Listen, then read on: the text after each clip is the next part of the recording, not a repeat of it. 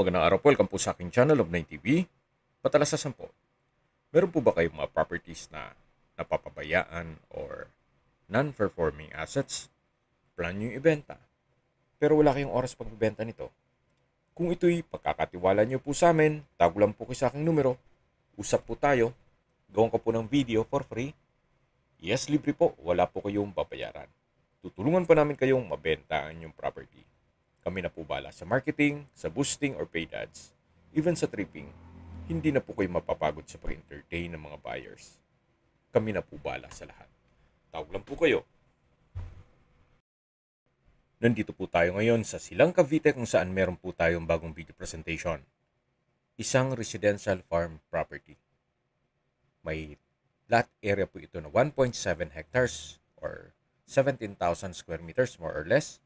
Ito po'y along two-way cemented barangay road.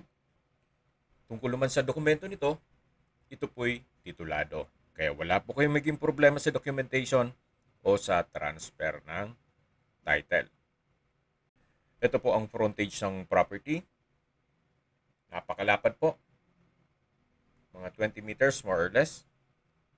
Pahaba po ang hugis ng lupa. Mula po dito sa color orange na line, yan po yung barangay road.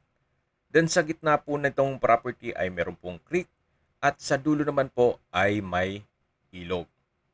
Medyo malalim po yung ilog kaya hindi natin mababa ito.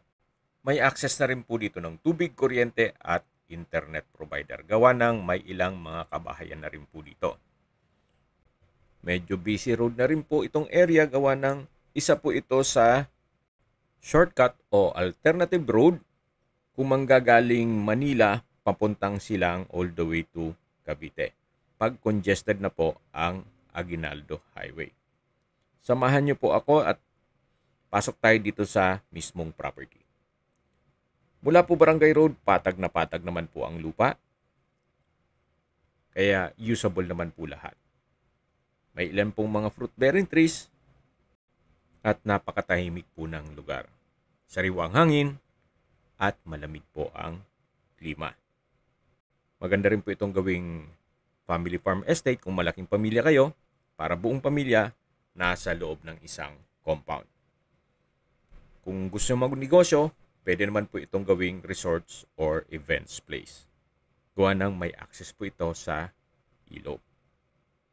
Or pwede rin pong i-subdivide, then i-resale. So depende po sa inyo kung anong magiging project nyo once na ma-acquire nyo tong property. Yan po yung Barangay Road na kung saan dyan tayo galing kanina. Samahan niyo po ako. Mag-iikot po tayo. So sa mga nag-skip po ng video, summarize ko lang po. Ito pong property ay nasa Silang Cavite.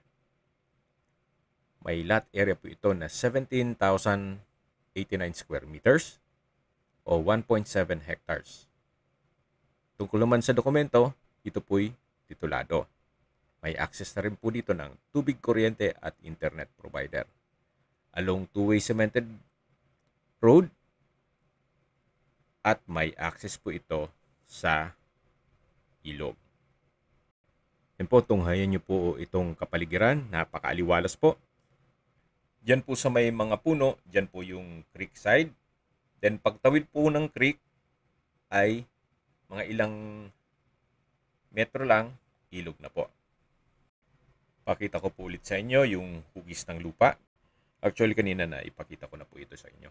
So, ito pong color blue ay sa dulong parte na ng property na may ilog. Then, sa gitna po ay dinaanan ng creek. At ito pong orange na line ay yung Barangay Road. Yung unang parte ng video. So yan po, tunghayan nyo po ulit. Napakaganda po, napakaaliwalas. At marami po kayong pwedeng i-project dito. Okay, habang pinagmamasalan nyo po itong kapaliguran, pag-usapan na natin ang distance, location at travel time. Mula po sa GMA Cavite o sa bayan mismo nito, ang distance is 4.8 kilometers at ang travel time is 12 minutes.